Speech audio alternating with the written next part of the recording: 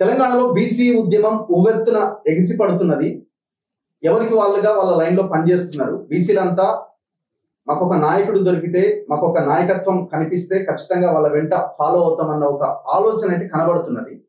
సరే, దాన్ని ఎంతవరకు ముందుకు తీసుకెళ్తున్నారు, ఎంతవరకు ముందుకు వెళ్తుంది అన్నది భవిష్యత్ జరుగుతున్న వర్తమానము నిర్మాణం మీద అది ఆధారపడి ఉంటుంది. సో చూద్దాం ఏం జరుగుతుందని. ఈ లోపుగానైతే ఎవరికి తోచిన విధంగా ఎవరి లైన్లో వాళ్ళు ఆ ఉద్యమాన్ని ముందుకు తీసుకెళ్తున్నారు. సరే, చాలా మంది దాంట్లో వాళ్ళ ఓన్ ఎజెండాలు కూడా ఉండొచ్చు, స్వార్థం కూడా ఉండొచ్చు, కొంతమందికి తాను ఎదగాలి అన్న స్వార్థం కూడా ఉండొచ్చు. సో అల్టిమేట్ గా అందరి లైన్ అయితే బీసీ రాజ్యాధికారము, బీసీలకు 42% రిజర్వేషన్ ముందుగా మనకు రావాలి, ఈ యాంగిల్లో పనిచేస్తున్నారు కొంతమంది. సో అందులో భాగంగా మనం ఒక నలుగురిని ప్రధానంగా చూస్తున్నాం. నా ముందు ఇప్పుడున్న జస్టిస్ ఈశ్వరయ్య గారు అండ్ చిరంజీవులు గారు, మాజీ IAS, and doctor Visharadan Maharaj గారు, ఇదే BC SC ST JAC and 42% BC reservation సమితి వైస్ చైర్మన్. ఈశ్వరయ్య సార్ ఏమో చైర్మన్ గా కొనసాగుతున్నారు, చిరంజీవులు గారు రాష్ట్ర అధ్యక్షుడిగా కొనసాగుతున్నారు, అండ్ బాలరాజ్ గౌడ్ గారు వర్కింగ్ ప్రెసిడెంట్ గా కొనసాగుతూ ఈ ఉద్యమాన్ని ముందుకు తీసుకెళ్తున్నారు. మన ఇందిరా పార్క్ దగ్గర వీళ్ళు మహాధర్నా పేరుతో ఒక భారీ ధర్నా చేపట్టారు. చాలా సక్సెస్ఫుల్ గా జరిగింది, రాష్ట్రం అంతా ధర్నాని చూసింది.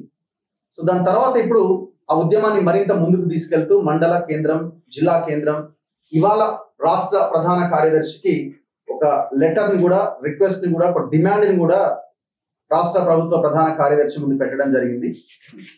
బీసీలకు 42% విద్యా ఉద్యోగాలు, స్థానిక సంస్థల రిజర్వేషన్ బిల్లుల 9వ షెడ్యూల్ చేర్పు మరియు కామారెడ్డి బీసీ డిక్లరేషన్ అమలు గురించి విజ్ఞప్తి. సో ఈ అంశాల మీద వీళ్ళు రాష్ట్ర ప్రభుత్వ ప్రధాన కార్యదర్శిని కలవడం జరిగింది. సో అండ్ దీంతో పాటుగా వాట్ నెక్స్ట్ అని అంటే వీళ్ళు ఒక భారీ సభని కామారెడ్డిలో పెట్టబోతున్నారు. నవంబర్ 15 తేదీ, నవంబర్ 15 మధ్యాహ్నం 12 గంటలకి. హలో బీసీ, చలో కామారెడ్డి. కాంగ్రెస్ ప్రభుత్వం బీసీలకు ఇచ్చిన హామీల అమలు వైఫల్యం పైన బీసీ ఆక్రోశ సభ.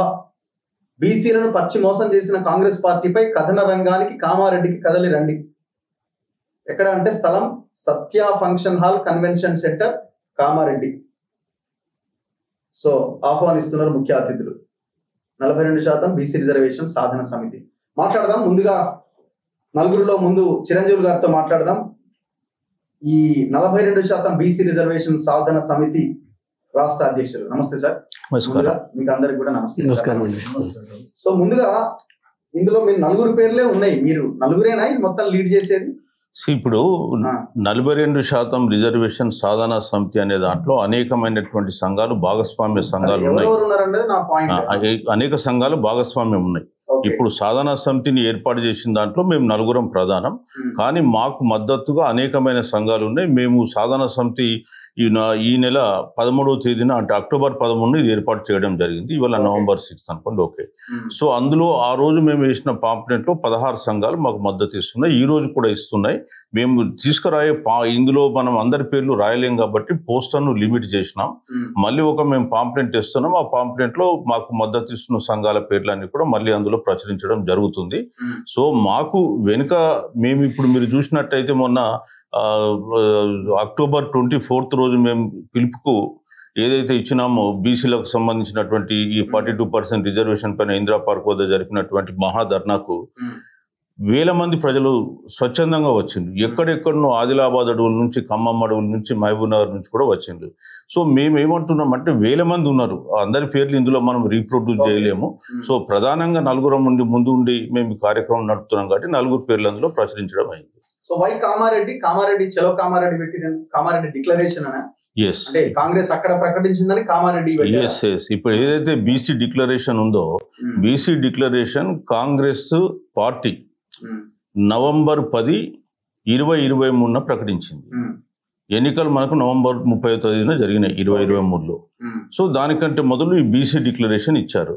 సో అదే ప్లేస్లో వాళ్ళు ఇచ్చిన హామీలు ఎంతవరకు వాళ్ళు అమలు పరిచింది ఆ విషయాన్ని ప్రజలకు తెలియజేయడం కొరకు మేము ఒరిజినల్గా నవంబర్ 10, 2025 ప్లాన్ చేసినాం. బట్ కొన్ని అనివార్య కారణాల వల్ల మేము 15కు షిఫ్ట్ చేయడం జరిగింది. సో ఇవాళ కామారెడ్డి డిక్లరేషన్లో ఆనాటి కాంగ్రెస్ ప్రభుత్వము ఏం హామీలు ఇచ్చింది ప్రజలకు, ఆ హామీలు ఎంతవరకు వాళ్ళు ఫుల్ఫిల్ చేయగలిగింది, సో ఎందుకు ఫుల్ఫిల్ చేయలేకపోతున్నారు? మరి బీసీలు అంటే మీకు ఇంత చులకన, సో మరి బీసీలకు మీరు చేస్తారా లేదా? అందుకు కామారెడ్డిలో సభ పెట్టబోతున్నారు. అండ్ ఇంకోటి, ఇందులో బీసీలను పచ్చి మోసం చేసిన కాంగ్రెస్ పార్టీపై కథన రంగానికి అన్నారు.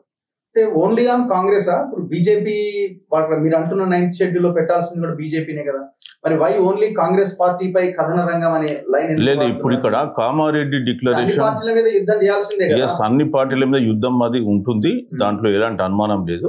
బట్ కామారెడ్డి డిక్లరేషన్ లో ఒక 42% రిజర్వేషనే కాదు, ఇంకా అనేక హామీలు ఉన్నాయి. ఇవాళ వాళ్ళు అధికారంలోకి వచ్చినాక మేము ప్రతి సంవత్సరం 20,000 కోట్ల రూపాయలు బీసీల కొరకు కేటాయించి ఖర్చు చేస్తామని ప్రామిస్ చేసింది. మొదటి సంవత్సరం ఎంత 20,000 కోట్లకు గాను 2,068 కోట్లు ఖర్చు పెట్టిండు. లాస్ట్ ఇయర్ 2,65,000 కోట్లు వాళ్ళు ఖర్చు పెట్టారు ప్రభుత్వం. దాంట్లో 1% పెట్టిన 2,62,650 crores ఖర్చు పెట్టాలి. అది కూడా పెట్టలే, 1% కూడా ఖర్చు పెడతలేరే. రాష్ట్ర బడ్జెట్ ఈ సంవత్సరం 3 లక్షల కోట్లు. మరి 3 లక్షల కోట్ల 1% అన్నా 3,000 కోట్లు అయింది. ఆ 3,000 కోట్లు కూడా మాకు ఖర్చు పెట్టినటువంటి దౌర్భాగ్యమైన స్థితికి వచ్చారు. సో మాకు ఈ కాంగ్రెస్ గవర్నమెంట్ రాకుండా మొదలు పోయిన గవర్నమెంట్ కూడా ఎంత యాంటీ బీసీ గవర్నమెంట్ అయినా ఇంతకంటే 1000 కోట్లు ఎక్కువనే ఖర్చు పెట్టింది. సో మీరు మాకు ప్రామిస్ చేసి పచ్చిగా మమ్మలను దాన్ని అవమానపరిస్తే ఎట్లా? సో అందుకొరకే అది ఒకటే కాదు, ఇవాళ మీరు నామినేటెడ్ పోస్టులు మీరేమన్నారు, పైసా ఖర్చు కానటువంటి జీవోలు కూడా మాకు అనుకూలంగా లేవు. ఇవాళ మీరు కాంట్రాక్ట్లలో సివిల్ వర్క్స్లలో 42% రిజర్వేషన్ బీసీలకు ఇస్తామన్నారు. అది ఎంత ఒక జీవో ఇస్తే సరిపోయేదానికి ఎందుకు ఇవ్వాలి? దానికి డబ్బులు ఖర్చు ఏది ఉందా? నామినేటెడ్ పోస్టులు ఉన్నాయి, నామినేటెడ్ పోస్టులలో సుమారు 70 కార్పొరేషన్లు మీరు నింపిన్లు, దాంట్లో బీసీలకు ఎంత ఇచ్చిందండి? 15-16% కూడా ఇవ్వలే.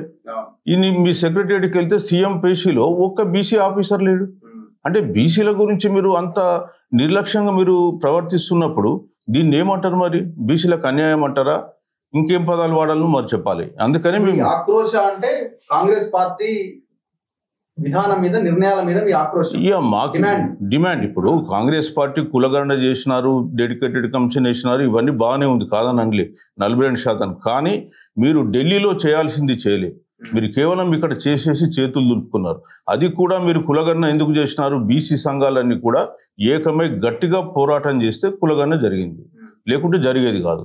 సో తర్వాత డెడికేటెడ్ కమిషన్ హైకోర్టు ఏమంటే హైకోర్టులో పిటిషన్ ద్వారా జరిగింది. సో మీరు ఏ దాంట్లో చిత్తశుద్ధి మీరు బీసీల మీద ప్రదర్శించిండ్రు? సో మేము వాళ్ళు చెప్పొచ్చు మేము అన్ని అంశాలు ఎందుకు చేర్చారు సార్? ఇప్పుడు మొన్న మహాధర్నాలో మీరు ఓన్లీ 42% రిజర్వేషన్ దీని మీదనే నడుస్తున్నది కదా, మేము ఎందుకు చేరుస్తున్నారు? అంటే ఇప్పుడు 42% ఒకటే కాదు, ఇప్పుడు 42% ముసుగులో బీసీలకు రావాల్సినటువంటి అనేకమైన బెనిఫిట్స్ మీరు రానియకుండా అడ్డుకుంటున్నారనే విషయాన్ని బయటకు తేవడం కొరకే మేము ఈ అంశాలను చేర్చాల్సి వచ్చింది.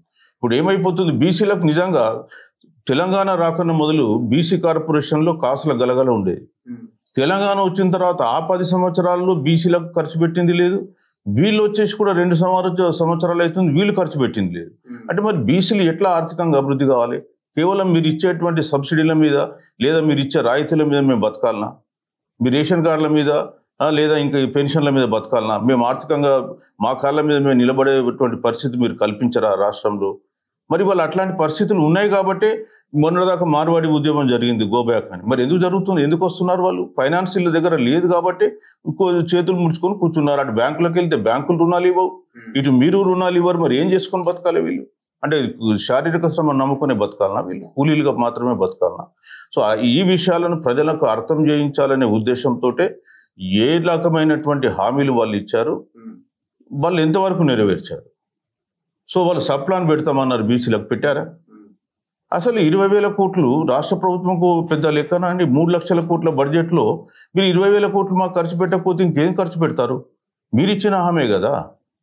ఇప్పుడు ఇది ప్రెస్ మీట్ లాంటిదా లేకపోతే సభనా? ఎట్లా? ఇది ఒక సదస్సు లేదు, ఇది ఒక ఫంక్షన్ హాల్ తీసుకున్నాం. 5,000 చాలా పెద్ద ఫంక్షన్ హాల్, ఒక 5,000 మందిని మేము మినిమం ఎక్స్పెక్ట్ చేస్తున్నాం. 10,000 వరకు కూడా రావచ్చు మేము, ఎందుకంటే మహాధర్నా ఇందిరా పార్క్ దగ్గర కూడా మేము 1,500 మంది 2,000 మంది అనుకున్నాం, 5,000 మంది వచ్చారు. సో ఇక్కడ కూడా ఖచ్చితంగా అట్లా పార్టీలో ఉన్న నాయకులను ఏమైనా ఆహ్వానిస్తారా? లేదు, రాజకీయ పార్టీ నాయకులను మేము ఇన్వైట్ చేస్తలే. ఇప్పుడు రాజకీయ పార్టీలకు సంబంధించిన పెద్ద నేతల్ని మనం ఎవరిని అక్కడ పిలవడం లేదు. ఒకటి. రెండోది, లోకల్ గా ఉన్న వాళ్ళు, ఇష్టం ఉన్న వాళ్ళు రావచ్చు, కానీ మేము చెప్పినటువంటి ఇన్స్ట్రక్షన్స్ కే వాళ్ళు అలా నడుచుకోవాల్సి ఉంటుంది. సో మేము మాత్రం ఏ పొలిటికల్ పార్టీకి సంబంధించిన వాళ్ళని ఇక్కడ ఆహ్వానం చేస్తలే. బట్ ఒకవేళ కమ్యూనిస్టులు వస్తే మాత్రం మేము వాళ్ళను ఇన్వైట్ చేయడానికి రెడీగా ఉన్నాం. ఎందుకంటే వాళ్ళ అధికారంలో లేరు, చేసిన మోసం కూడా మాకేం లేదు. ఇక్కడ 3 పార్టీలు మోసం చేసినాయి కాబట్టి మీరు ఇంతకుముందు అడిగిన ప్రశ్నకు సమాధానంగా 3 పార్టీలకు సంబంధించిన నాయకుల్ని ఎవరిని కూడా పిలుస్తారు. జస్టిస్ ఈశ్వరయ్య గారు, టెక్నికల్ గా, లీగల్ గా కొన్ని పాయింట్స్ మనం ఆలోచిస్తే, ఇప్పుడు మాకు ఒక లైన్ ఉన్నది. ఇప్పుడు బీసీ 42% రిజర్వేషన్స్ అమలు అవుతుందా అని అంటే జీవో తెచ్చి దానివల్ల ఉపయోగం లేదు. మీరు ముందు నుంచి చెప్తున్నారు, మేము కూడా అదే మీ బాటలోనే మేము నడుస్తున్నాం లీగల్ గా, టెక్నికల్ గా. సో ఇప్పుడు ఆ 42% రావాలి అని అంటే 9th షెడ్యూల్ లో పెట్టడం అదొకటే మార్గం అని చెప్తున్నారు. అది అవుతుందా అని అంటే పొలిటికల్ విల్ ఉంటేనే, అంటే ఆ లైన్ ఉంటేనే సాధ్యం అవుతుంది. నేను అనుకుంటున్నా ఏ పార్టీకి అది లేదు, అది కూడా జరగదు అంటున్నా. ఇప్పుడు ఈ డిమాండ్స్ దీనివల్ల సరే మనం చేసుకుంటూ వెళ్ళాలి, పోరాటం తప్పదు, కానీ ఇది సాధ్యం అయ్యే అవకాశం ఇప్పుడు కనబడట్లేదు కదా.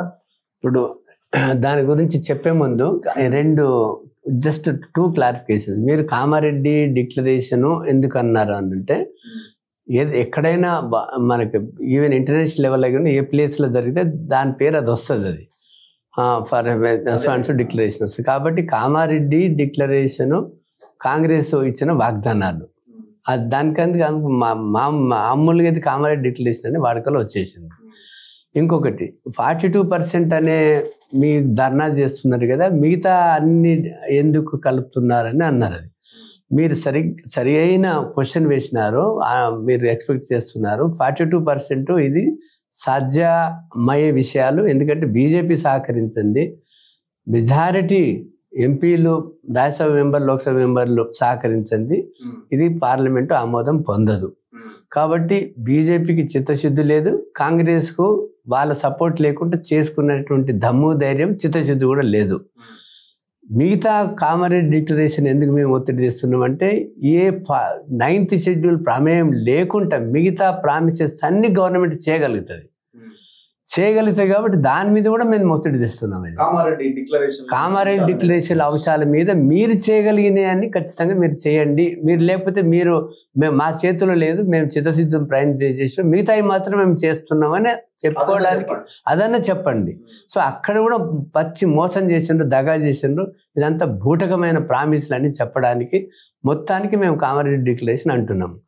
ఇక విషయం 9th షెడ్యూల్లో పెట్టే మీరు అన్నట్లు వెరీ రైట్లీ ఆస్క్డ్ క్వశ్చన్. ఎందుకంటే చిత్తశుద్ధి లేదు కాంగ్రెస్కి. ఎందుకంటున్నా కాంగ్రెస్ చిత్తశుద్ధి లేదనంటే, మీరు అసెంబ్లీలో, ఉభయ సభలలో అన్ని పార్టీల మద్దతు తీసుకొని బిల్లులు పాస్ చేసి గవర్నర్ ఆమోదం తెలిపిన తర్వాత ఏదో ఒక మామూలుగా ఫార్మల్గా ఇది రిచువల్గా మీరు కేంద్ర ప్రభుత్వానికి పంపినారు. కానీ కేంద్ర ప్రభుత్వం దగ్గర ముఖ్యమంత్రి కానీ, లేకపోతే ఇక్కడ ఉన్న ఆల్ పార్టీ డెలిగేషన్ కానీ, లేకపోతే రాహుల్ గాంధీ గారు ఆయన కాంగ్రెస్ ఎంపీలతో కానీ, లేకపోతే ఆల్ ఇండియా ఏదైతే గఠబంధన్ కానీ, అది కూడా ఇండియా గఠబంధన్ కానీ ఏ రకమైన పోయిన పార్లమెంట్లో ప్రయత్నం చేయలేదు.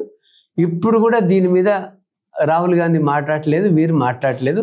ఒకరి మీద ఒకరు నేపాల్ వేసుకొని, తప్పులు వేసుకొని పబ్బం గడుపుతున్నారు. కానీ మీరు అన్నట్లు కాంగ్రెస్కు చిత్తశుద్ధి లేదు, బీజేపీకి చిత్తశుద్ధి లేదు. కాబట్టి 9th షెడ్యూల్లో కలిపే ప్రసక్తే ఈ దూరంలో కనబడాలంటే ఏం చేయాలా? ఇప్పుడు దేశమంతా తమిళనాడు డిఎంకే ఫేవర్లో లేదు. డిఎంకేలా 94% వాళ్ళు స్టేట్ చట్టం చేసుకున్నారు. 89లో 90కి వెళ్ళి 69% రిజర్వేషన్స్ అవుతున్నాయి. Indra Sawhney versus union of India 92లో judgement వచ్చినాక మాది 69కి వెళ్ళి మళ్ళీ 50కి దిగిపోతుందని ఆపోజిషన్ ప్రజలందరూ ఒకటై ఆల్ పార్టీ మీటింగ్స్ 3 సార్లు 4 సార్లు పెట్టుకొని రెజల్యూషన్స్ పాస్ చేసుకొని అసెంబ్లీలో యునానిమస్గా ఈ చట్టం చేసి 9th షెడ్యూల్ 31C ప్రకారం అప్పుడు ఆల్ పార్టీ డెలిగేషన్ వెళ్ళి ప్రధానమంత్రితో కలిసి బంద్ చేసినారు. బంద్ చేసి ఎట్లా చేసినారు? మొత్తం తమిళనాడు బంద్ అంటే బంద్, సైకిల్ కూడా లేదు, మనుషులు కూడా రోడ్డు మీద నడవద్దు, రైలు నడవద్దు, బస్సులు నడవద్దు, ఆఫీసులు నడవద్దు. మొన్న కాంగ్రెస్ స్పాన్సర్ చేసింది. ఇంత ఇన్సల్ట్ అంటే కాంగ్రెస్ స్పాన్సర్ చేసిన బంద్ అట్లా అవుతుందా? 4 దుకాణాలు బంద్ అయ్యారు, 4 వాళ్ళ చేతిలో ఉన్న బస్సులు బంద్ అయితే బంద్ అంటారు దాన్ని. Okay, it's an very insult, it's a disgraceful on the part of the Congress. ఆ బంద్కు మద్దతు తెలపడం, మేము ప్రొటెస్ట్ చేసినాం వాళ్ళకు వ్యతిరేకంగా. ఇది బూటకమైన బంద్, ఇది సత్యదూరమైన బంద్, ఇది మ్యాచ్ ఫిక్సింగ్. వాళ్ళు ఏదో వాళ్ళకు అడుగులకు మడుగులతో కొంతమంది వాళ్ళు చేస్తున్నటువంటి వాళ్ళ సహకారంతో అయిన బంద్ అది. ఇది ఎవరి మీద చేస్తున్నారు బంద్, ఎందుకు చేస్తున్నారు బంద్, అసలు బంద్ అనేది ఎవరి మీద, అసలు ఎజెండా అయింది బంద్కు ఎవరి మీద? ఇప్పుడు బీజేపీ మీద కొట్లాడిందా, కేంద్ర ప్రభుత్వం మీద కొట్లాడిందా? బంద్ అంటే మొత్తం రాష్ట్ర ప్రభుత్వాలు అన్ని కంప్లీట్గా దిగ్బంధించి చేసినారా? ఏ బంద్ అని మేము ఎక్స్పోజ్ చేయడానికి మేము చేసినాం, అది రోడ్ల మీద కూర్చున్నాం. అది యాక్టింగ్ చీఫ్ జస్టిస్ గారు చిరంజీవులు గారు మేమందరం రోడ్డు మీద కూర్చొని మేము ప్రొటెస్ట్ చేసినాం, బాహటంగా ప్రొటెస్ట్ చేసినాం. కాకపోతే మీడియా వాళ్ళ గోధి మీడియా కాబట్టి వాళ్ళకి సంబంధించిన వాళ్ళు పేపర్లు వస్తున్నాయి బ్రహ్మాండంగా, మాది మాత్రం మీ యొక్క తొలి వెలుగు వాళ్ళు మాత్రం బ్రహ్మాండంగా ప్రచారం చేస్తున్నారు. ఇప్పుడు టెక్నికల్ గా మనం ఇంతకంటే ముందుకు తీసుకెళ్లాల్సినది ఏం లేదు కదా, వాళ్ళు చేయాలా, పైన ఉన్న వాళ్ళు చేయాలా పని.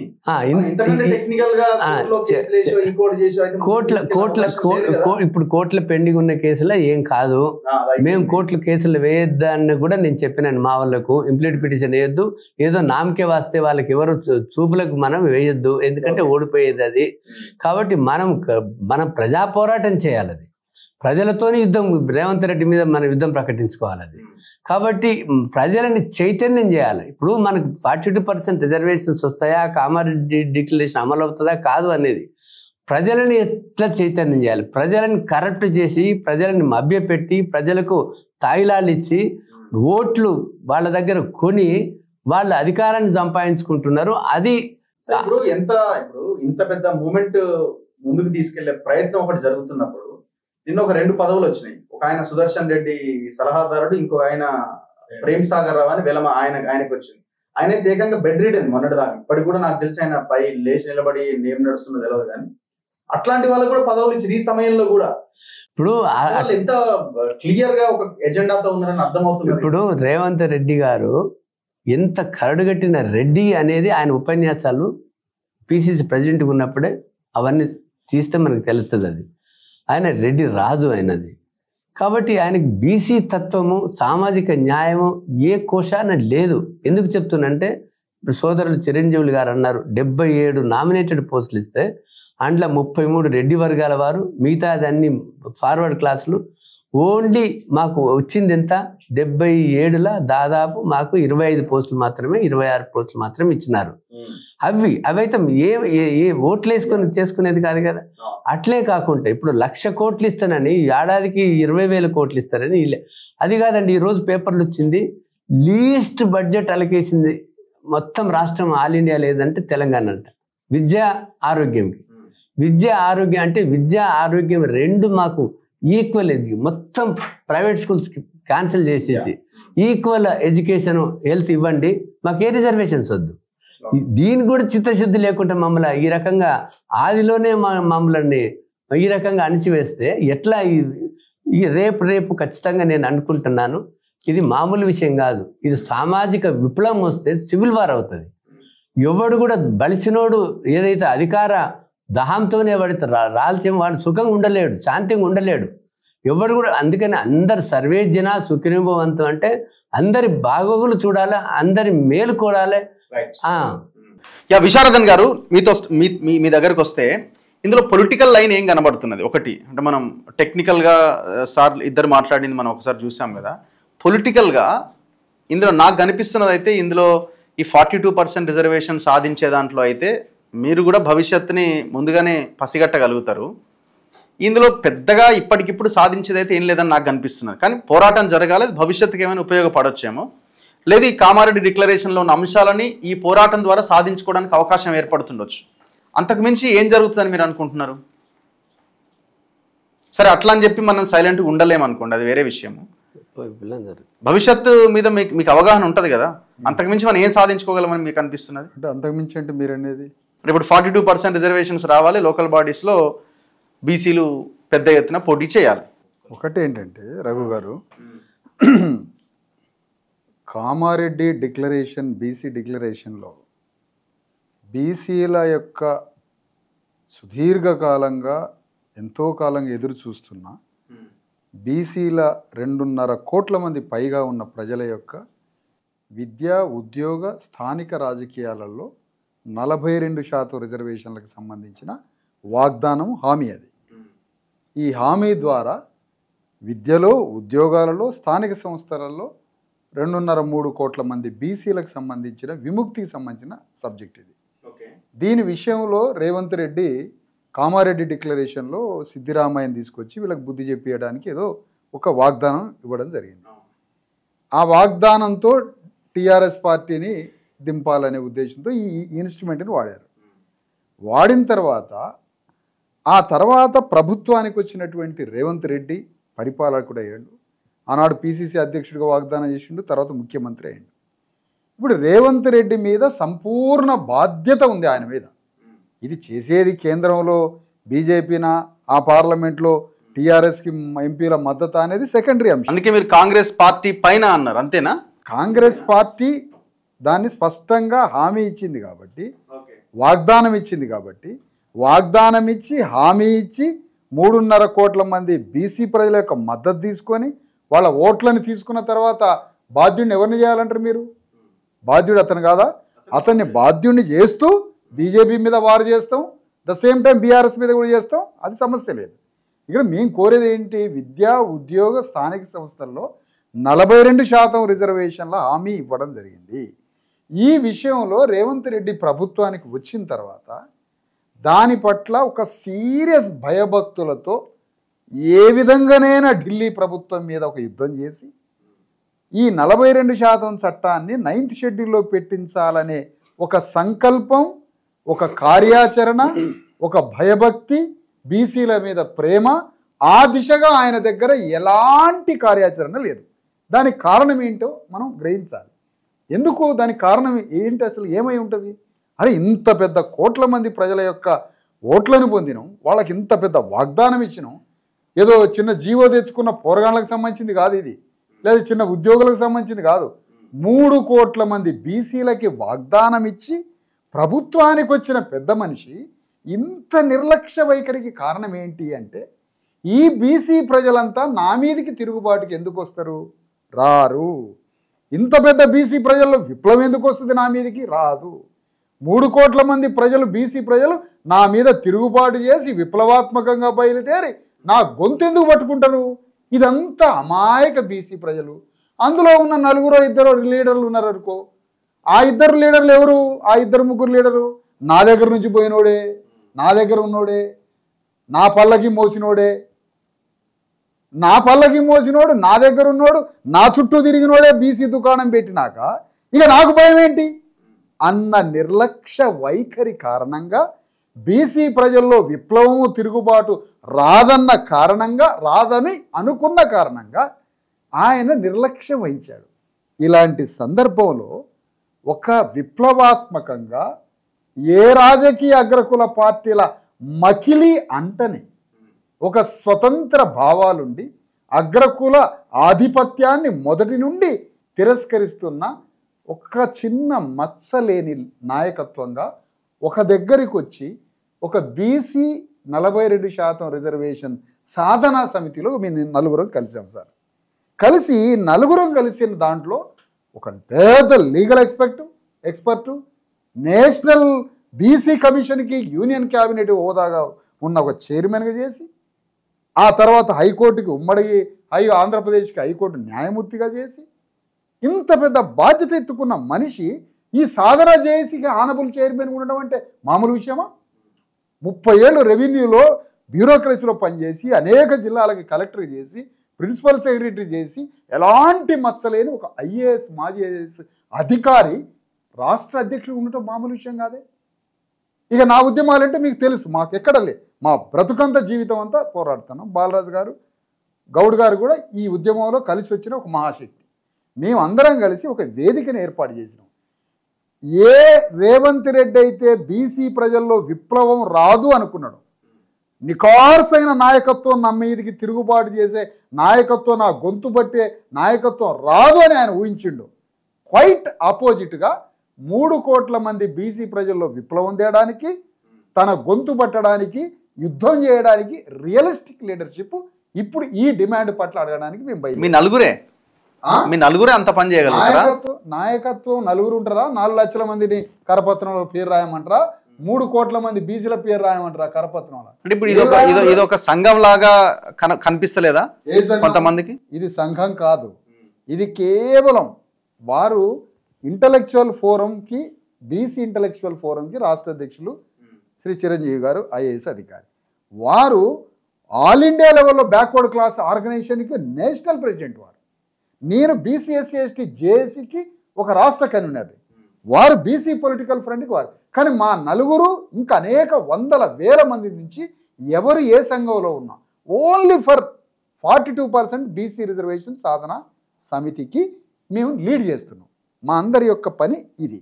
ఈ పనిలో భాగంగా చాలా పాయింట్ జాగ్రత్తగా ఈ నేరేట్ లైన్ వినాలి సార్. సార్ ఇది విప్లవం లాంటి ఒక ఫ్లేర్ అప్ రావాలి కదా సార్. ఇప్పుడు సభలు సమావేశాలు ఈ ఇందిరా పార్క్ దగ్గర ధర్నాలతోని ఇట్లాంటి పనులు కావు కదా సార్.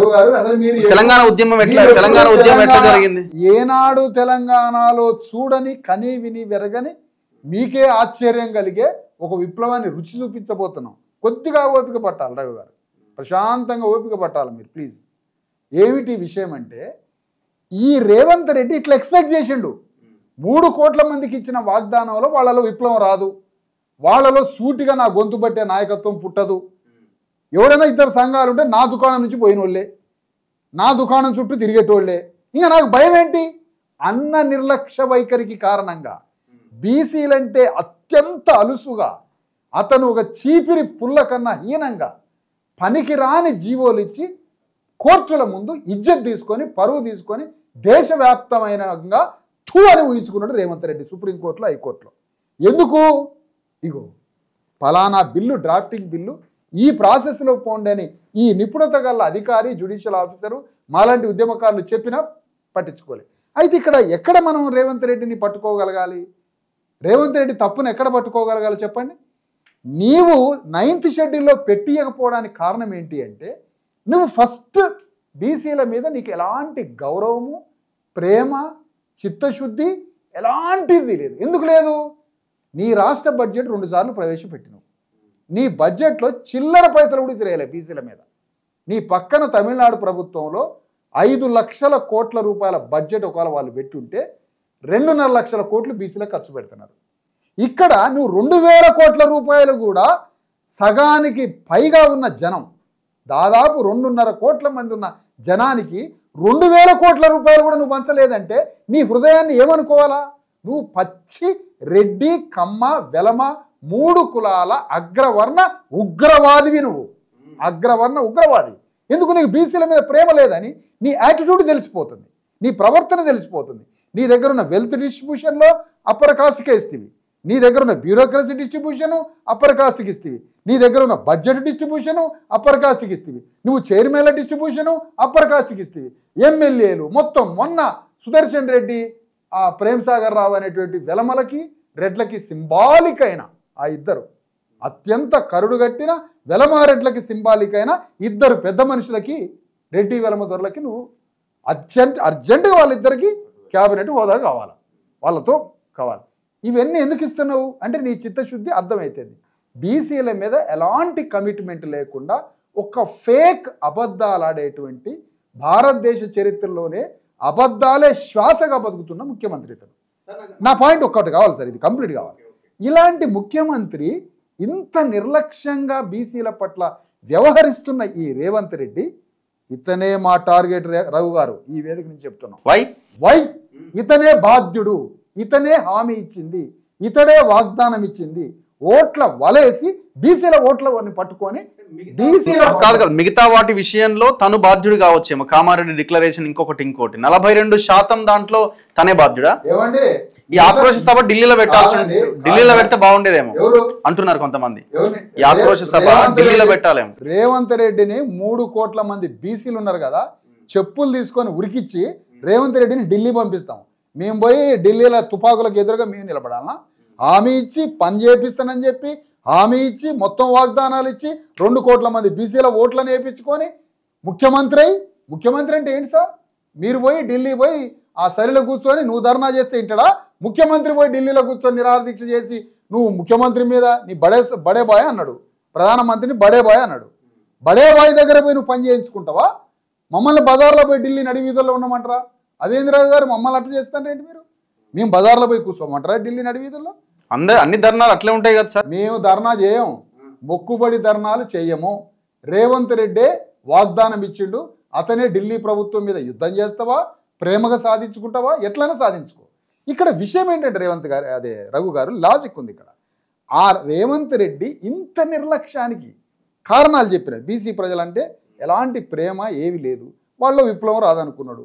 ఈరోజు జరిగింది ఏంటంటే ఈ వ్యాక్యూమ్లో తాను ఊహించని విధంగా, ఎక్కడ ఎక్స్పెక్ట్ చేయని విధంగా 1-2 ఉద్యమాలు చేస్తే అవి వాళ్ళు నా వాళ్ళే అనుకున్నాడు, విప్లవం రాదనుకున్నాడు. కరెక్ట్గా ఆయనకు ఆపోజిట్గా మేము సాధన చేసి బయలుదేరి ఎడ్యుకేట్ చేసిన 1 నెల 2-3 నెలలు ఎడ్యుకేట్ చేసిన తర్వాత నెక్స్ట్ యాజిటేషన్ పెట్టినాం. అంబేద్కర్ చెప్పినట్టుగానే ఎడ్యుకేట్ చేసినాం, ఒక యాజిటేషన్ పిలిపించినాం మహాధర్నాకి. ఆ మహాధర్నా, ఇలాంటి మహాధర్నా మేము ఇందిరా పార్క్ దగ్గర ఎప్పుడు చూడలేదని ఒక 4 డీసీపీ ఆఫీసర్లు, పోలీస్ ఆఫీసర్లు చెప్పారు మాకు. ఇలాంటి ధర్నా చూడలేదు. ఆద్యంతం ఒక ధర్నాలో ఒక్క మాట వదిలిపెట్టకుండా నాయకులు చెప్పే ప్రతి మాటని విని కార్యాచరణ తీసుకొని వెళ్ళిపోయారు అక్కడి నుంచి.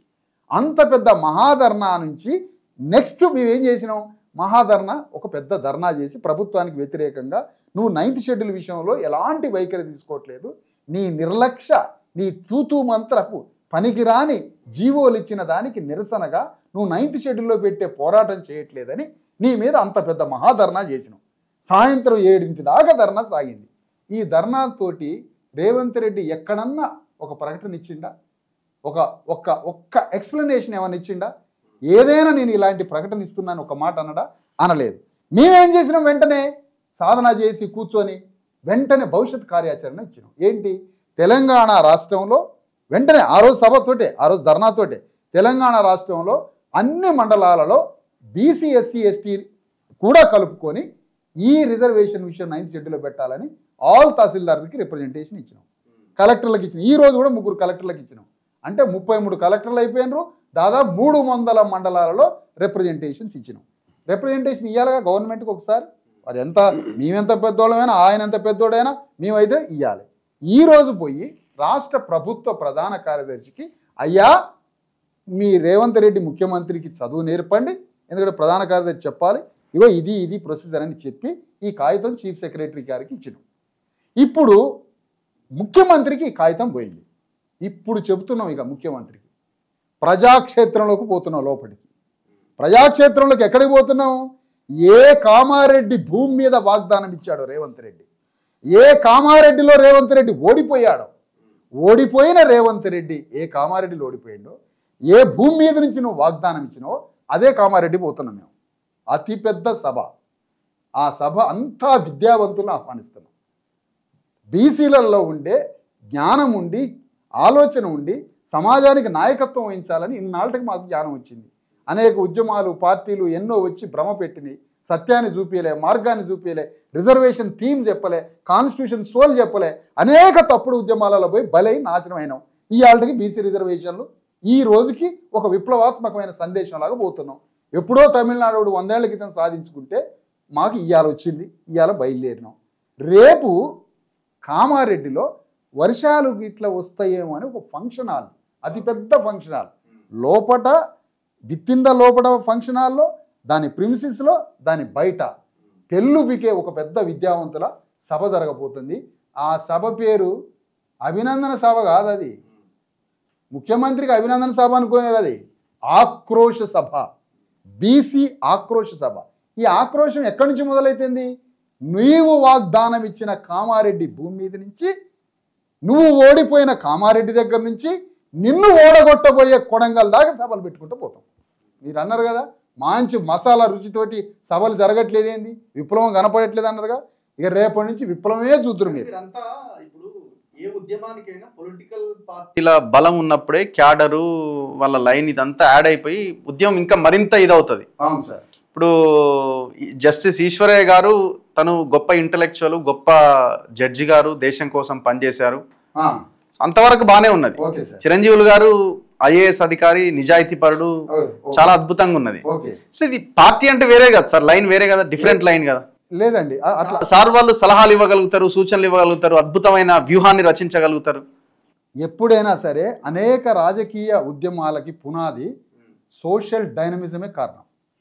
సోషల్ డైనమిక్ నుంచి, కల్చరల్ డైనమిక్ నుంచే పొలిటీషియన్స్ ఉద్భవిస్తారు. కాబట్టి ఇది ఇట్లా ఉండడమే కరెక్ట్, అట్లా ఉండొద్దని ఉండాలనుకోవద్దు మీరు, ఇట్లా ఉండడమే కరెక్ట్. ఇప్పుడు అదే కామారెడ్డి నుంచి యుద్ధం ప్రారంభమవుతుంది సార్. సూటిగా మా బాణం రేవంత్ రెడ్డి మీద. రేవంత్ రెడ్డిని ప్రెజర్ చేసి బీజేపీ మీదకి పంపిస్తాం, రేవంత్ రెడ్డిని ప్రెజర్ చేసి కేంద్ర ప్రభుత్వం మీదకి పోతాం, కేంద్ర ప్రభుత్వాన్ని కూడా నడి బజార్లో దోషిగా నిలబెడతాం. అది మా ప్రోగ్రామ్ సార్. అది కొద్దిగా చేసుకుంటామా, చిన్నగా చేసుకుంటామా, పెద్దగా చేసుకుంటామా, కానీ బరువంతా ఒకటి దగ్గర ఉంది కదా.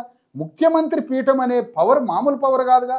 అంత పెద్ద పవర్ ఉన్న పర్సనాలిటీని అది వాడకుండా మేము బజార్లో పడి ఎందుకు తన్నులు తినాలంటున్నా. మీరు అర్థం చేసుకోవాలి సార్. నువ్వు వాగ్దానం ఇచ్చినావు, ఓట్లు తీసుకున్నావు, ముఖ్యమంత్రి. నేను అదే అంటున్నా సార్, అట్లాంటి పోరాటం వస్తేనే తను తలొగ్గుతాడు అంటున్నా.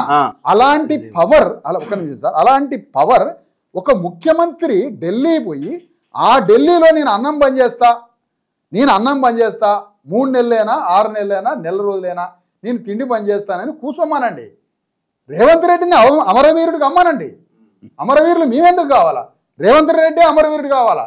అమరవీరుడై నువ్వు మాకు 42% రిజర్వేషన్ తీసుకురా. నువ్వు అంత పెద్ద పనిని నువ్వు మీదేసుకో. మేము బీఆర్ఎస్ మీద యుద్ధం చేస్తాం, బీఆర్ఎస్ ఎంపీల మీద, బీజేపీ ఎంపీల మీద మా ప్రోగ్రాం మాకుంటుంది. కానీ మా నుంచి శక్తివంతుడిపై ముఖ్యమంత్రి అయినావు కాబట్టి నిన్ను మాత్రం ఢిల్లీ మీదకి పంపించి నీతో వారు చేపిస్తామన్న ప్రోగ్రాంలో కామారెడ్డిలో నుంచి ప్రారంభమైతుంది ఆక్రోశ సభ. అట్లా అన్ని జిల్లాలలో వేలాది మందితో సభలు పెట్టుకొని కొడంగల్లో అతిపెద్ద సభ ముగించి ఆ అసలైన రాష్ట్ర స్థాయి సభని హైదరాబాద్ ఆక్రోశ సభలు ఇంకా జరుగుతాయి ఇదే టైటిల్ తో, అన్ని జిల్లాలలో సభలు జరుగుతాయి సేమ్ టైటిల్ తో. సరే నేను ఇంతకుముందు అడిగిందా, నాది కంక్లూడ్ అయిపోతుంది సార్. అన్ని సభలు జరుగుతాయి. జరిగినాక అంతిమంగా హైదరాబాద్ నిజాం కాలేజీ గ్రౌండ్లో, క్షమించండి, జింకానా గ్రౌండ్లో అతిపెద్ద సభతోటి ఒక పెద్ద సభని జరుపుతూ ద సేమ్ టైం ప్యారలల్గా టోటల్ గవర్నమెంట్ని స్తంభింపజేస్తాం. గవర్నమెంట్ యాక్టివిటీస్ జరగనీయం, బంద్ చేస్తాం, ధర్నాలు చేస్తాం, గవర్నమెంట్ యాక్టివిటీని అడ్డుపడతాం, ప్రభుత్వాన్ని స్తంభింపజేస్తాం. ప్రజల యొక్క బలమేంటో డెమోక్రాటిక్గా, కాన్స్టిట్యూషనల్గా మేము మా పోరాటాన్ని సంపూర్ణంగా ప్రభుత్వం మీద ఒక విప్లవాత్మకంగా ఆనాటి తెలంగాణ ఉద్యమం కన్నా 100 రెట్ల ఉద్యమాన్ని మేము తెలంగాణలో నిర్వహిస్తాం. ద సేమ్ టైం కేటీఆర్ మొన్న ఒక మాట అన్నాడు సార్, పోయి ఢిల్లీలో చూసుకోండి అని అంటాడు. నీ తెలంగాణ ఉద్యమాన్ని ఏమో గ్రామ గ్రామం తిప్పుతావు, నీ తెలంగాణ ఉద్యమం ఊరు పోయి చెప్తావు. మా బిల్లు కోసం పోయి ఢిల్లీలో పడి సావాలనా? నీకున్న ఎంపీలని, నీ అయ్యని తీసుకొని నువ్వు పోయి, అందరు పోయి ఆ ఢిల్లీలో నువ్వు పోతావా, లేదా మాతోటి ఉద్యమం చేస్తావా? ఈ ఉద్యమాల్లో పాల్గొని నువ్వు ఈ కార్యక్రమం చేయాలి. ఈ విధంగా ఒకవైపున పోరాటాలు, ధర్నాలు, ప్రభుత్వాన్ని స్తంభింపజేస్తూ, ఒకవైపు సభలు పెడుతూ అతిపెద్ద భావజాల వ్యాప్తిని తీసుకొని వస్తూ 42% రిజర్వేషన్ల యొక్క తొలిమెట్టుని తెలంగాణ గడ్డ మీద అందరూ అనుకునేది ఏంటంటే ఇది ఢిల్లీలో 9th షెడ్యూల్, ఇది ఇంత పెద్ద పని అయిద్దా కాదా, ఇంత పెద్ద పని చేసే వీరుడు ఉన్నాడా, అసలు బీసీలలో అణగారిన వర్గాలు అలాంటి నాయకుడు ఉన్నాడా? పక్క నాయకుడు ఉన్నాడు. మా నాయకత్వం మల్టీ బహుళ నాయకత్వం ఉన్నది. ఈ నాయకత్వం ఎటు కూడి రేవంత్ రెడ్డి మీద, అగ్రవర్ణ పార్టీల మీద మా ఒత్తిడి ప్రెజర్ మొత్తం తెచ్చి యుద్ధం చేసి 9th షెడ్యూల్లో ఈ 42% రిజర్వేషన్లు పెట్టిస్తాం. అవసరమైతే ఇది కొద్ది రోజుల్లో నేషనల్ వైడ్గా ఇంకా డేటా వస్తే ఈ 42 నుంచి 52% దాకా కూడా పోతుంది ఇంకా 4 రోజులు. మీరు బ్రహ్మాండమైన క్వశ్చన్స్ అడిగినారు. పొలిటికల్ పార్టీ హెల్ప్ లేనిది ఎట్లా సాధ్యమైంది అంటే విశారదన్ గారు చెప్పినారు. దానికి ముందుకు తీసుకెళ్తూ మనకు ప్రాక్టికల్గా ఉన్న విషయాలు, తమిళనాడు చూసుకుంటే పెరియార్ రామస్వామి గారు అక్కడ ద్రవిడ మూమెంట్ జరిగింది, సామాజిక స్పృహ తెచ్చినారు. అది అంటే మనకున్న మూఢనమ్మకాల మీద, దురాచారాల మీద, అత్యాచారాల మీద ఒక అవగాహన తెచ్చి బ్రాహ్మణిజాన్ని, చాతుర్వర్ణ సిద్ధాంతాన్ని ఖండింపజేసి అక్కడ ఏ పార్టీ అయినా ద్రవిడ మూమెంటే, సోషల్ జస్టిస్ కానీ దాని వ్యతిరేకం కాదు. కాబట్టి ఉద్యమం అంటే ప్రజల మార్పు రాంది ఏ పార్టీకి మన్నడు ఉండదు. మీరు చూడండి, కాంగ్రెస్ పార్టీ స్వాతంత్రం వచ్చిన తర్వాత దానికి సిద్ధాంతం లేదు కాబట్టి ఫెయిల్ అయింది. మొత్తం భారతదేశమే వెళ్ళిన కాంగ్రెస్ పార్టీ పతనమైంది. నీకు 100 సంవత్సరాలకు వెళ్ళి వాళ్ళు ఒక సిద్ధాంతం ఒక తప్పుడు సిద్ధాంతాన్ని ప్రచారం చేసి బీజేపీ పవర్లోకి వచ్చింది. కాబట్టి మా సిద్ధాంతం రాజ్యాంగబద్ధంగా, సామాజిక పరంగా, social, economic, political justice, equality, fraternity, democracy ప్రకారం మేము ప్రజలని చైతన్యపరిస్తే ఆటోమేటిక్గా ఇదే ఒక పార్టీగా తయారవుతుంది. అధికారాన్ని ఏ పార్టీ యొక్క దయాదాక్షిణ్యం లేకుండా మేము బీసీల రాజ్యాధికారాన్ని సాధించుకోగలుగుతాం. సో ఇప్పుడు మీరు పార్టీలు కావాలని మీరు అంటున్నారు. సార్ ఆల్రెడీ కొంత ఎక్స్ప్లెనేషన్ ఇచ్చినాడు తమిళనాడులో ఏ విధంగా చేశారు. ఇక్కడ కూడా భావ వ్యాప్తి జరగడానికి మేము ఒక సిద్ధాంతాన్ని తీసుకొని కూడా రావడం జరిగింది, ఇస్సా ఇజ్జత్ హుకుమత్. సో తెలంగాణలో ప్రజల్ని చైతన్యవంతపరచడానికి మీ జనాభా ఎంతనో మీ వాటా అన్ని రంగాల్లో ఉండాలి. అది రాజకీయ రంగంలో ఒకటే కాదు, రాజకీయ రంగంలో ఉండాలి, విద్యలో ఉండాలి, ఉద్యోగాలలో ఉండాలి, నామినేటెడ్ పోస్టులలో ఉండాలి, జ్యుడిషియరీలో ఉండాలి, అదేవిధంగా పారిశ్రామిక రంగంలో కూడా ఉండాలి. పారిశ్రామిక రంగంలో బీసీలది ఎక్కడ కూడా మనం టార్చ్ లైట్ వేసి వెతికినా కానీ కనిపించలేనటువంటి పరిస్థితులు ఉన్నాయి. సో సంపద పంపిణీ కూడా ఏమైందంటే మొత్తం ఆధిపత్య కులాల చేతిలోకి వెళ్ళిపోయింది. కాబట్టి ఇప్పుడు మనకు ఖచ్చితంగా సంపద పంపిణీ కావాలంటే అధికారం కావాలి. సో ఈ రాజకీయ అధికారం కొరకే మనం బీసీలను చైతన్యవంతం చేస్తున్నాం. సారు కూడా అన్నాడు అవసరమైతే పార్టీ కూడా మారుతుందేమో అని చెప్తున్నారు. సో అది కూడా జరగచ్చేమో. మేమేమంటున్నామంటే ఇస్సా ఇజ్జత్ హుకుమత్, మాకు అన్ని రంగాల్లో మా వాటా మాకు రావాలి, మా ఆత్మాభిమానం మాకు ఉండాలి, రాజకీయ అధికారమే మా అంతిమ లక్ష్యం. సో మా పోరాటం దేని కొరకు? సోషల్ జస్టిస్, ఇంకోవైపు రాజ్యాధికారం. సో మరి ఇప్పుడు ఈ రెండింటిని కలబోసుకొని మేము చేస్తున్న పోరాటం అన్ని పార్టీలను మేము ఎండగడుతున్నాం. ఎందుకంటే ఈ 42% రిజర్వేషన్ సాధన సమితి అనేది ఒక న్యూట్రల్ సంస్థ. ఇది ఇండిపెండెంట్ సంస్థ, న్యూట్రల్. ఎవరు తప్పు చేసినా మేము విమర్శిస్తున్నాం, మంచి చేస్తే తప్పకుండా గౌరవిస్తాం. బాలరాజు గౌడ్ గారు, మీరు కూడా ఒక ఉద్యమకారుడిగా, ఒక బీసీ నాయకుడిగా మీరు కూడా మాట్లాడుతున్నారు గట్టిగానే.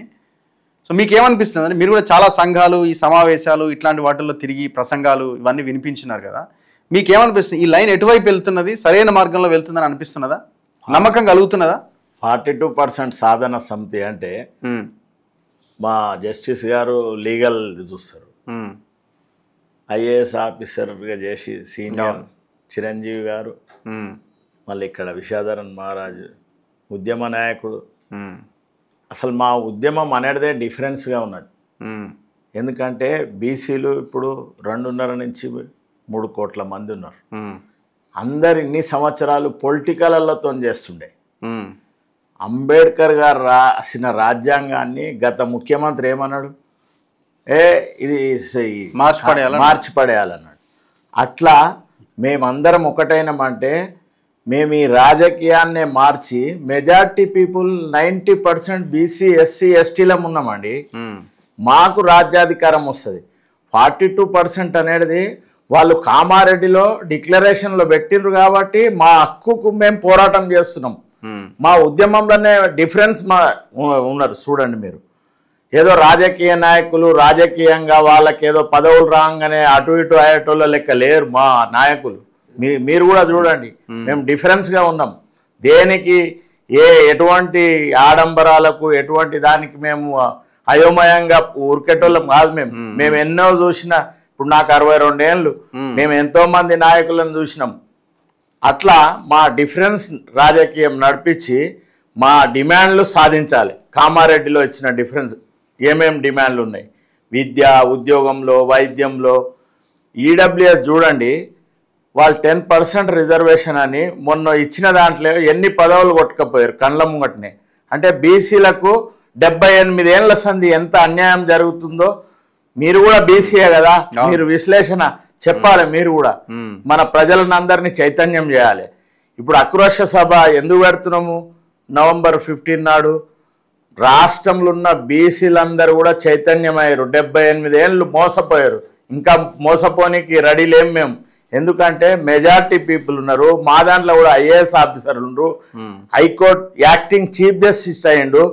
మా ప్రజలందరినీ చైతన్యం చేస్తుండ్రు. విశ్రాంత సమయంలో కూడా నేను ఏమంటానండి, ఈ చైతన్యం అనేది ఎవరో ఒక పార్టీకి ఉపయోగపడుతుంది, ఆ సందర్భానికి, ఆ సమయానికి. మేము 3 పార్టీలను ఉపయోగపడుతుంది.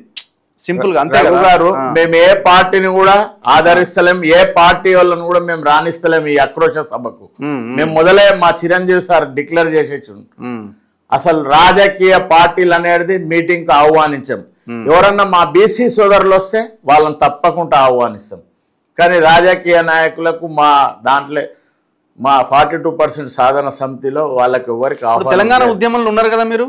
తెలంగాణ ఉద్యమంలో ఉన్నా కానీ నేను ఇండైరెక్ట్ అక్కడ కూడా జేఏసీ ఉండే కదా, ఆ జేఏసీలో అన్ని పార్టీలు ఉండే కదా. అండగా ఉన్నా మహబూబ్ నగర్ లో నిలబడి తెలంగాణ రావాలని గెలిపించడానికి కూడా సపోర్ట్ చేసి నేను అదే అంటున్నా సార్. ఇప్పుడు పార్టీలు ఉన్నాయి కదా జేఏసీలో, మరి మీ దాంట్లో ఇప్పుడు మా తెలంగాణ వచ్చేసింది. ఇప్పుడు మనం అత్యధిక ప్రజలు బీసీ ఎస్సీ ఎస్టీలం ఉన్నాము. 90% ఉన్నోళ్ళకి రాజ్యాధికారం కావాలి, 4% ఉన్నోళ్ళు గెలిచిరు. ఎట్లా మన బీసీలను మభ్యపెట్టి ఈ విధంగా కామారెడ్డి డిక్లరేషన్ చేసి వాళ్ళ అధికారం చేదిక్కించుకున్నాక ఏం చేస్తారు? సెక్రటరియట్లో చూసినా వాళ్ళే, ఎక్కడ చూసినా పటేన్ల దొరల రాజ్యమే. ఇప్పుడు కేసీఆర్ గారు ఉన్నారు, తెలంగాణ గురించి పోరాటం చేసిండు, బీసీల గురించి ఎందుకు చేస్తలేడు? మొన్న లాస్ట్ టైం 10 ఏళ్ళ అధికారంలో ఉన్నప్పుడు రైతు బంధు ఇచ్చిండు, బాగానే ఉంది. 43 మంది ఎమ్మెల్యేల ఎవరన్నా మార్చి బీసీలకు ఇచ్చిండా? అధికారం మాత్రం ఇయ్యాడు, ఉత్త తైలాలు ఇవే ఇస్తాడు.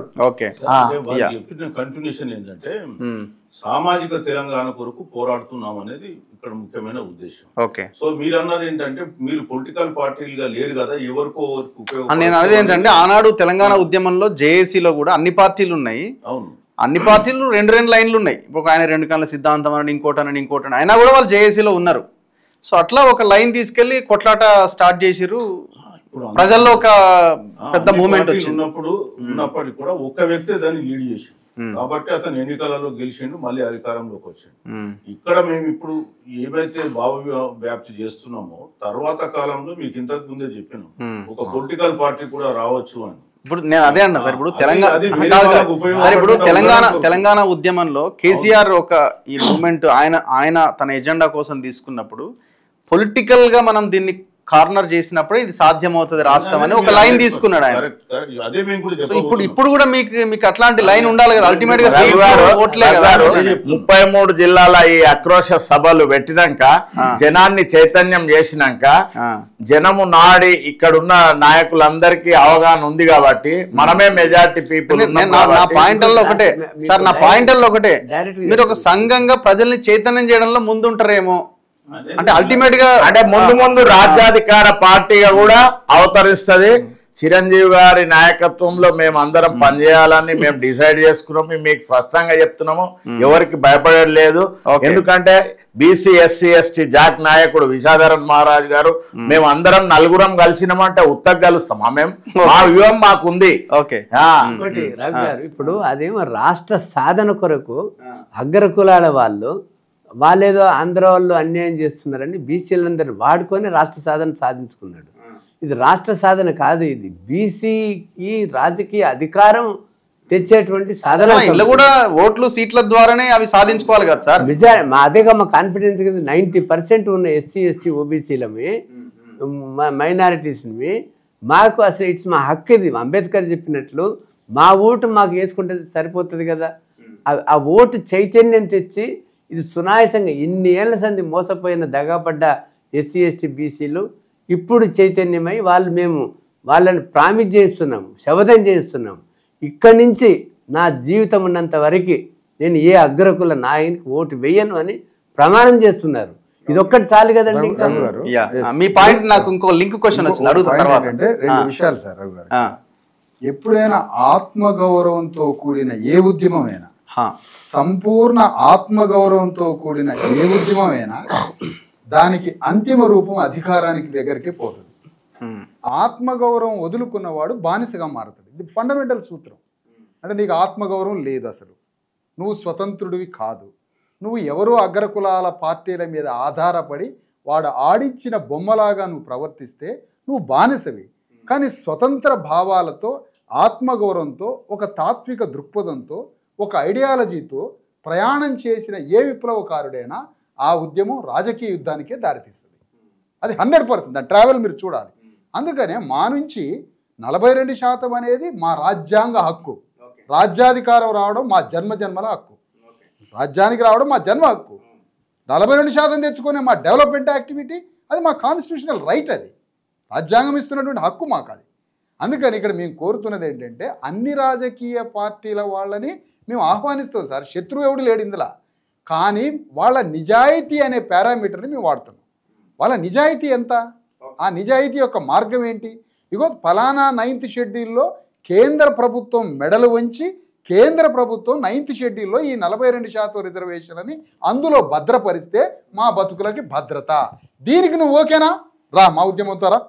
దీనికి నువ్వు ఓకేనా? మా ఉద్యమంతో పోరాడు అని అగ్రకుల పార్టీలలో ఉన్న బీసీ ఎస్సీ ఎస్టీలందరినీ ఆహ్వానిస్తాం.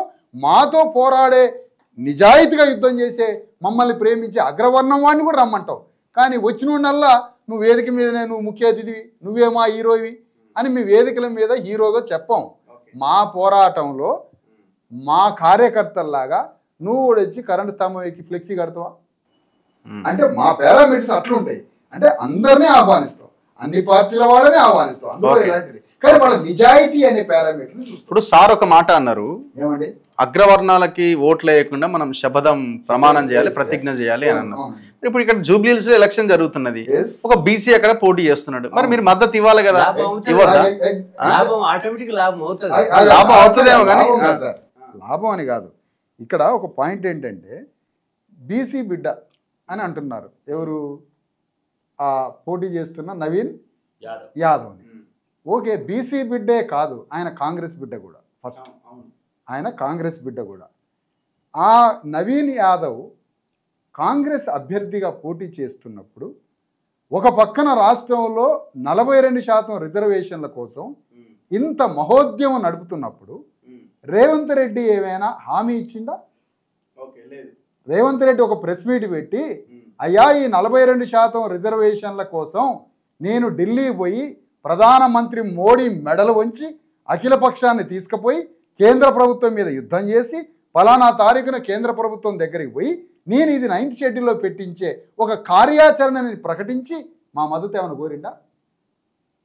చెప్పండి సార్.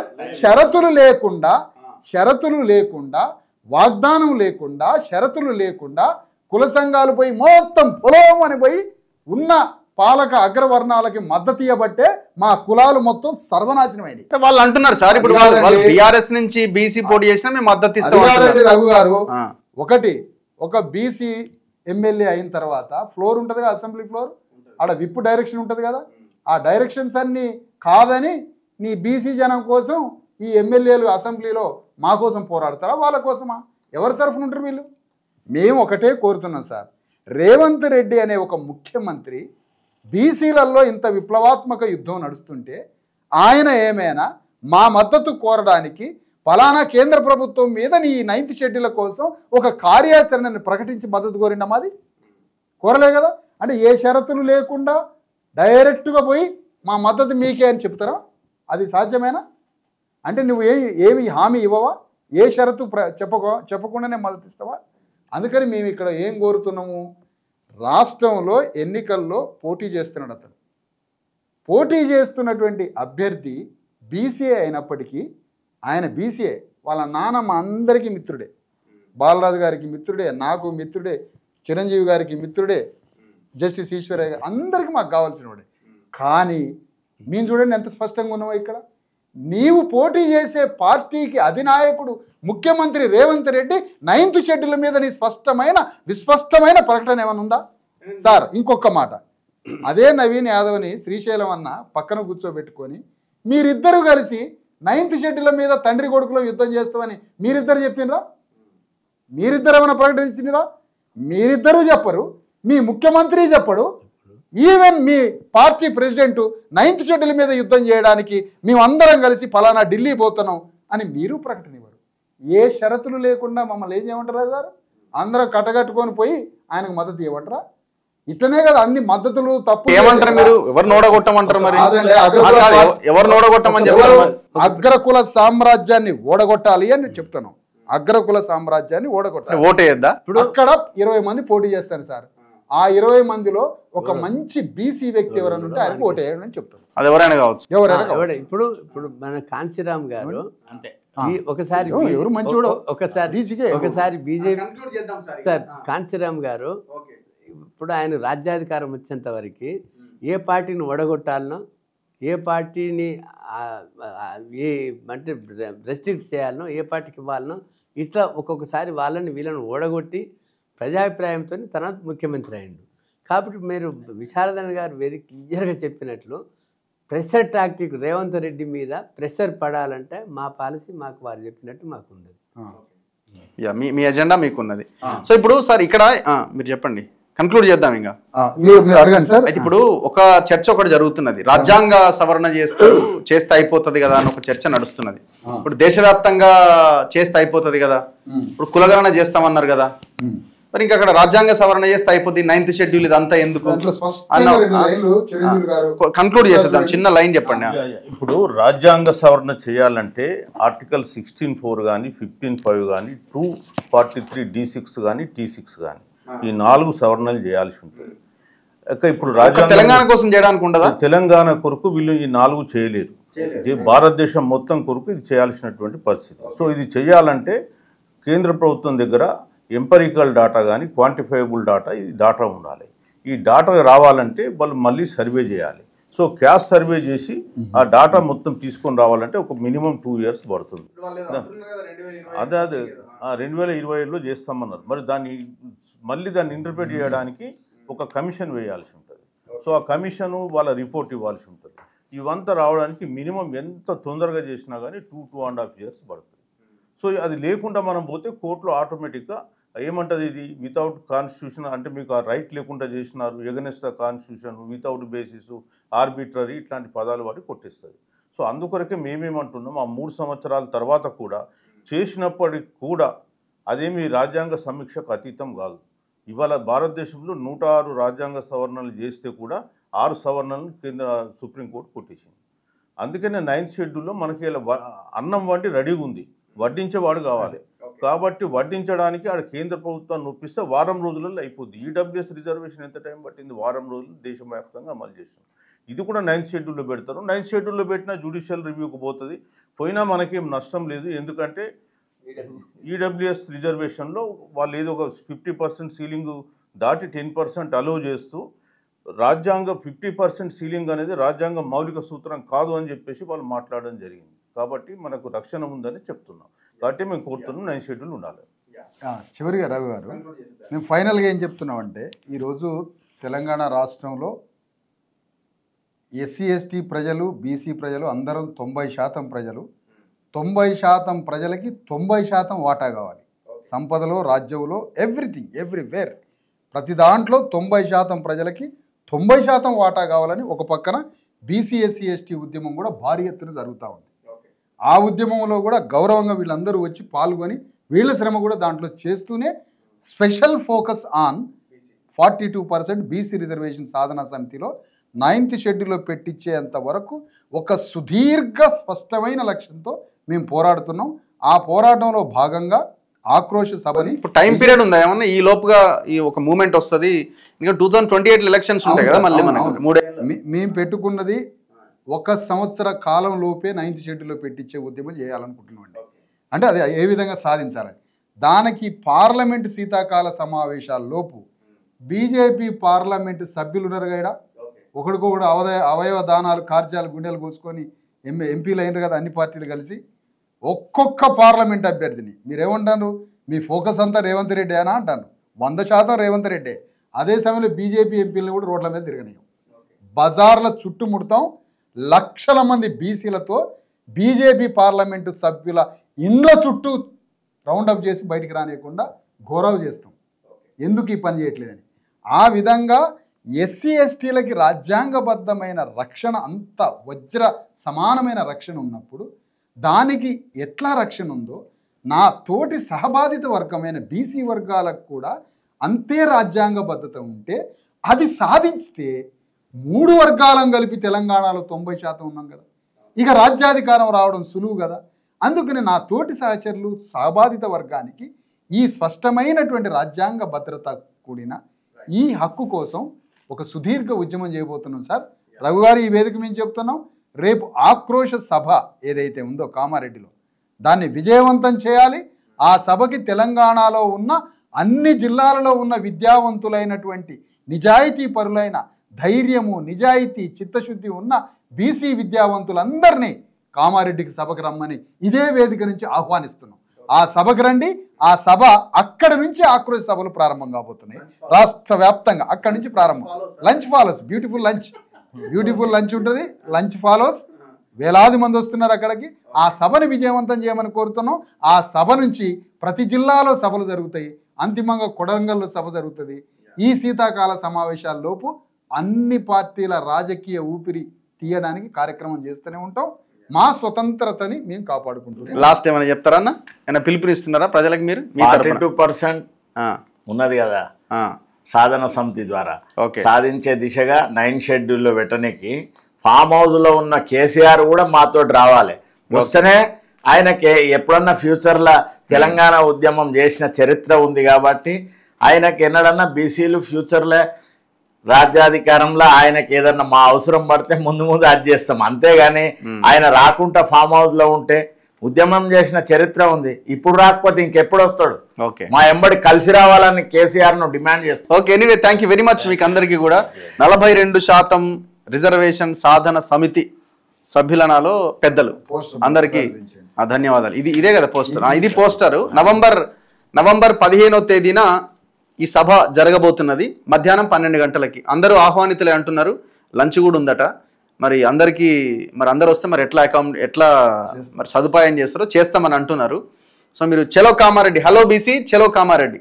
42% రిజర్వేషనే కాదు, కామారెడ్డి డిక్లరేషన్లో కాంగ్రెస్ ముఖ్యంగా రేవంత్ రెడ్డి ఇచ్చిన హామీల మీద అక్కడ ఆయన నిలదీయబోతున్నారు. సాధించడానికి పెద్ద ఎత్తున తీర్మానాలు, డిమాండ్స్, ఇంకా భవిష్యత్ కార్యాచరణ ప్రకటించబోతున్నారు. ఆక్రోశ సభ నవంబర్ 15 మధ్యాహ్నం 12 గంటలకి. చలో, మీరే పబ్లిసిటీ చూస్తూనే ఉండండి మన తొలి వెలుగు.